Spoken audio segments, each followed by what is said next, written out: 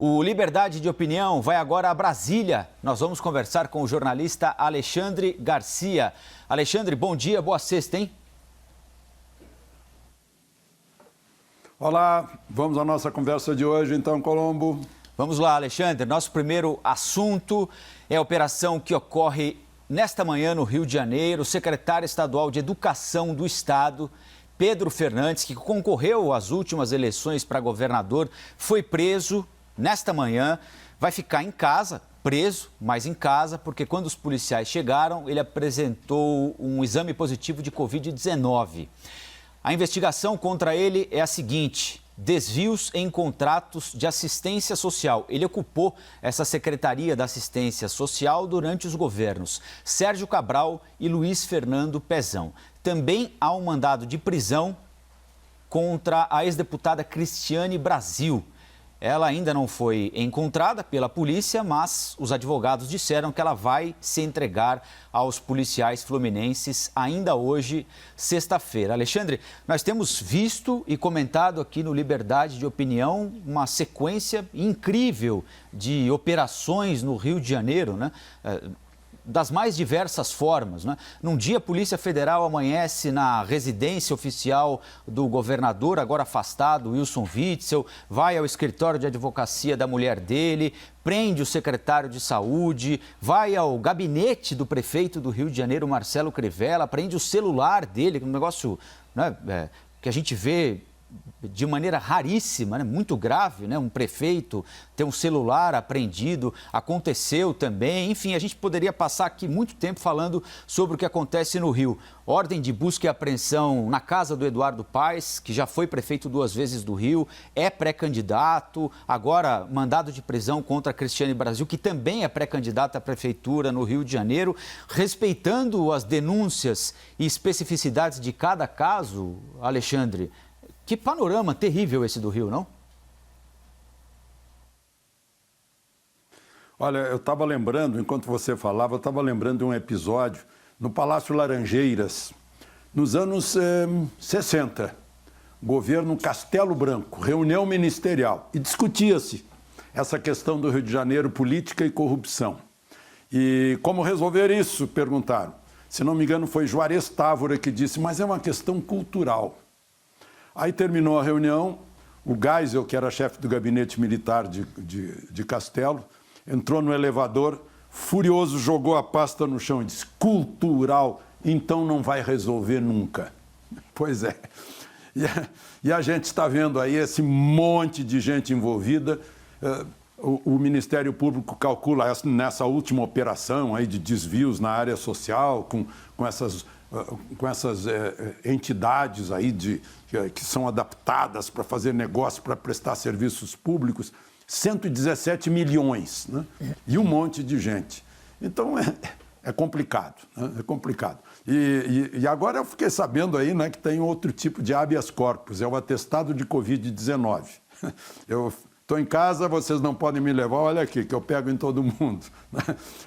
O pior é que a corrupção tem mais poder de contaminação do que o coronavírus, né? É incrível. É um mal maior porque permanece no Brasil por muitos e muitos anos e ainda não encontramos a vacina apropriada, embora haja esse tipo de operação, né, que está cada vez mais frequente, demonstrando que, ao contrário do que se disse, quero se enfraquecer o combate à corrupção, não. Está todo mundo ativo aí. Parabéns ao Ministério Público e à polícia que realiza. Falar em polícia, tem até um delegado da Polícia Civil aí envolvido. Foi lá num shopping da Barra, fez uma limpeza no material, né? Ou seja, acabou enquadrado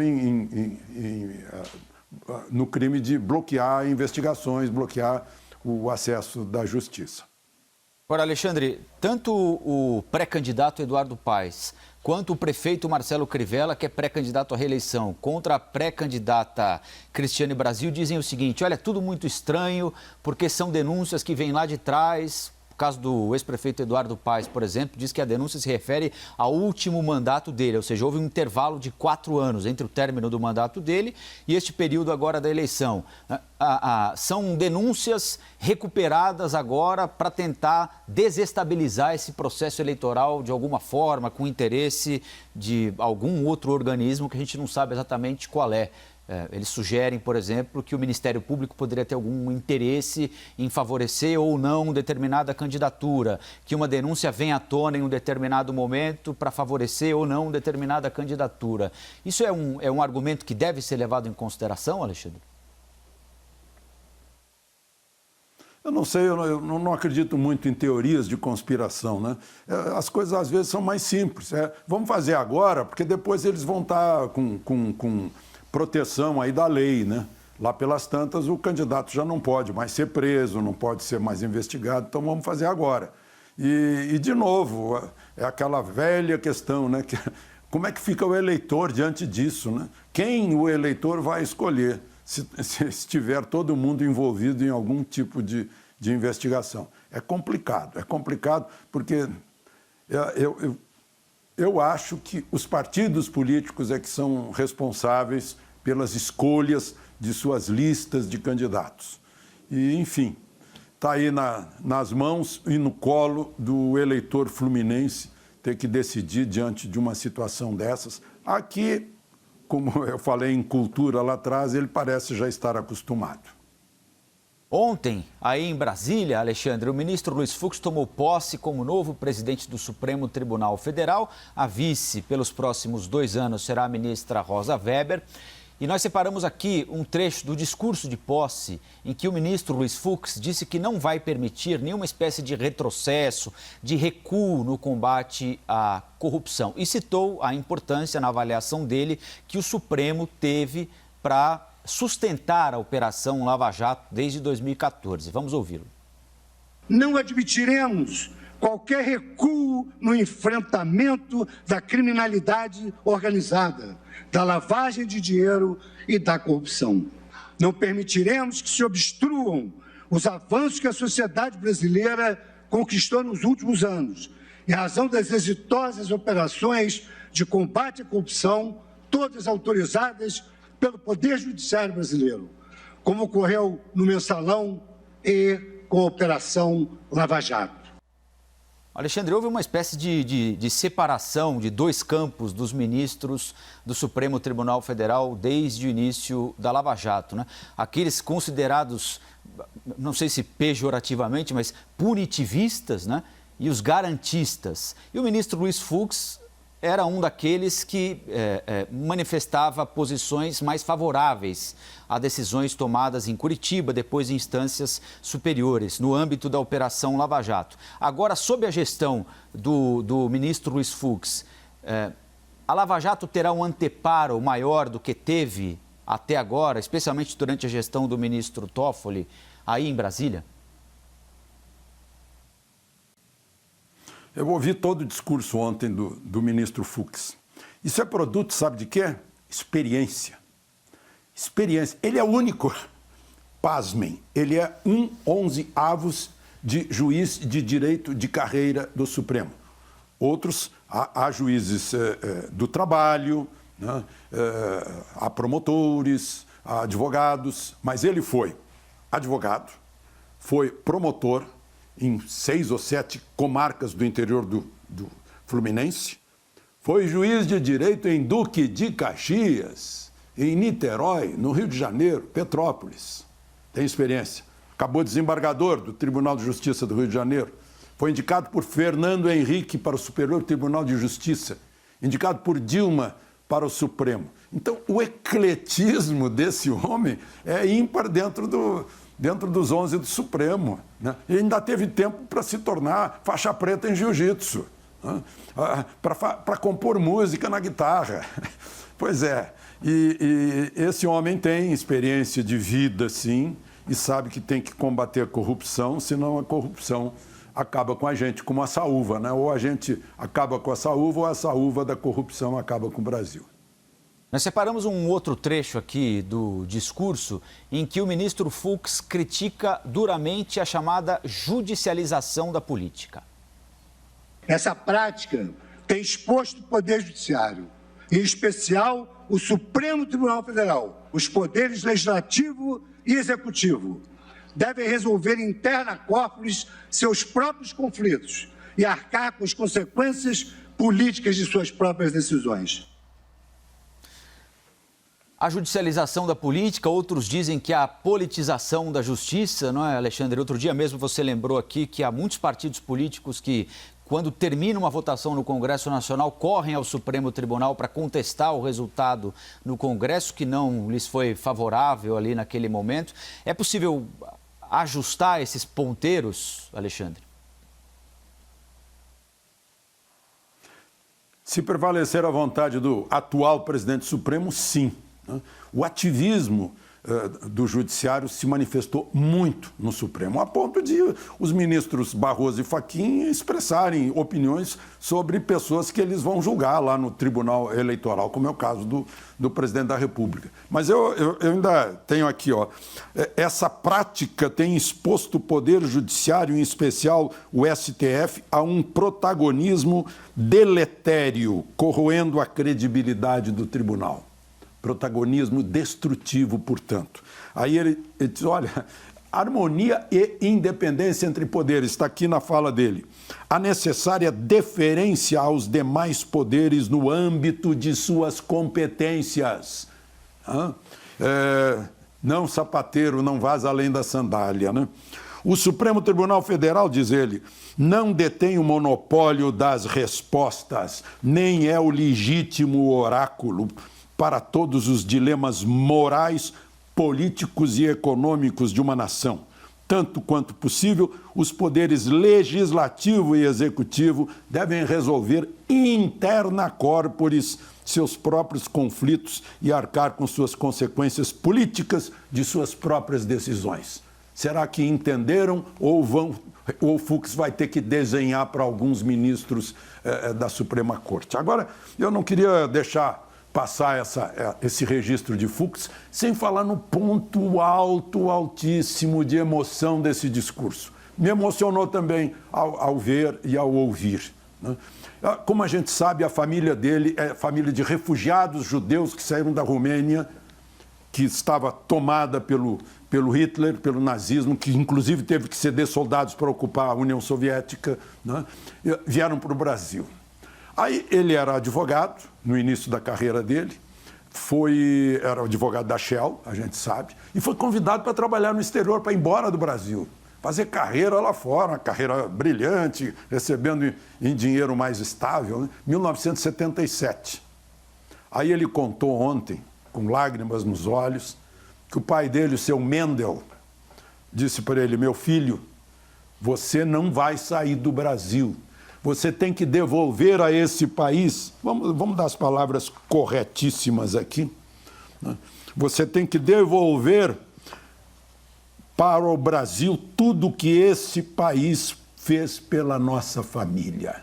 Ou seja, ele próprio estudou no Pedro II, de graça, estudou na Universidade do Brasil, de graça, né? Estudou Direito e ficou no Brasil. Foi um momento em que ele precisou tomar água, suar o nariz, né? Enxugar lágrimas. E aí outra coisa que eu queria registrar é que com o crucifixo atrás dele, e está lá no plenário do Supremo, o crucifixo, símbolo cristão, ele diz, eu sei que o Estado é laico, mas, né, concito a todos que lavem as mãos para que seguremos nas mãos de Deus, para que nos conduza ao caminho da luz, do amor, ao bem ao próximo, à divindade da justiça.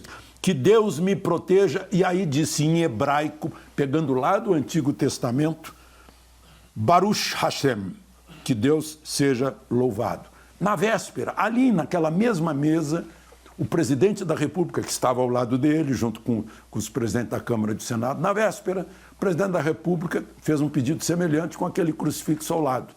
Peço a Deus que me ilumine quando eu tiver que substituir, que indicar o substituto de Celso de Mello, que está se aposentando. Então, Foi um momento de emoções no Estado laico, né? Mas ele fez a ressalva, né? O Estado é laico, mas o coração da gente não.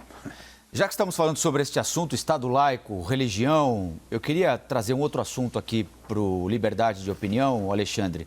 O ministro da Educação, Milton Ribeiro, participou de um evento no Palácio do Planalto para o lançamento do projeto de educação em saúde para tratar de prevenção ao suicídio, gravidez na adolescência, consumo de drogas e combate à violência. E durante esse evento, o ministro disse o seguinte, abre aspas, sem Deus, os jovens se tornam zumbis existenciais.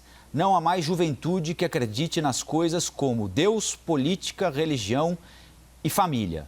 Essa foi a declaração do ministro Milton Ribeiro, que é pastor, ele é do litoral aqui de São Paulo, né?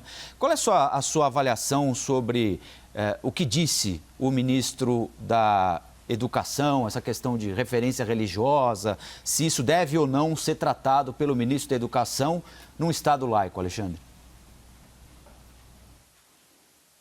Pois é, foi tratado pelo presidente da República, foi tratado pelo presidente Supremo, mas não pode ser tratado pelo ministro da Educação, né? O meu artigo, por coincidência, desta semana, trata da pregação da divisão, jogando brasileiros contra brasileiros. E uma das coisas que eu digo é que procuram diminuir, procuram trazer preconceitos contra a religião, porque sabem que a religião é um fator, é um fator de fortaleza para a pessoa que não é um tronco, né? Muitas vezes a pessoa é um tronco com casca grossa, com raízes profundas, e se basta, tem seus valores, se basta, né? Mas há pessoas também que são um caule, né? Fraco, que quase não tem raiz e que precisa da estaca da religião para quando vier o vento trazendo o pó da cocaína, a fumaça da maconha, o álcool, né? que não vire, que não se curve ante isso. Eu pergunto, gente, entrem numa roda de pais de adolescentes e puxem o assunto álcool ou qualquer outra droga. Puxem o assunto para ver o quanto isso está ferindo as famílias, acabando com as famílias, né? Fraccionando famílias. E aí a gente vê a droga na escola, o álcool, escola, faculdade, e aí isso tem que preocupar o ministro da Educação, óbvio, porque a religião dá valores e que fazem com que a pessoa... Tem religião aí que até proíbe o uso de bebida alcoólica, né? Então, acho que sim, que a religião é necessária para aqueles que não são o tronco com raízes bem fincadas e de casca grossa. Eu acho que o ministro da Educação falou com oportunidade de um problema que todos os pais de adolescentes sentem. Agora, é uma linha tênue, né, Alexandre, entre não misturar as coisas, né? Que o que deve ser aplicado na escola, o que deve fazer com que as nossas crianças e jovens sejam pessoas melhores, o material que elas devem aprender do ponto de vista da língua portuguesa, da matemática, da interpretação de texto, com a tentativa de um governo de difundir algo que tem muito de uma questão particular, né? Individual, familiar, né?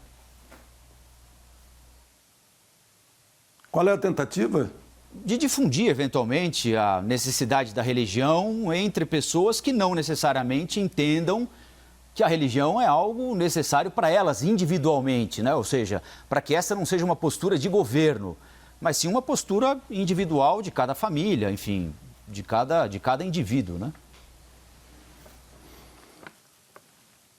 Não há mais juventude que acredite nas coisas como Deus, política, religião e família. Eu não entendi como é que a gente pode misturar, né? Eu acho que valores de família, valores religiosos para quem segue religiões, valores políticos, valores éticos, né? Tem coisa que a gente aprende em casa, e isso a gente aprende em casa e vai para uma escola confessional ou para uma escola não confessional.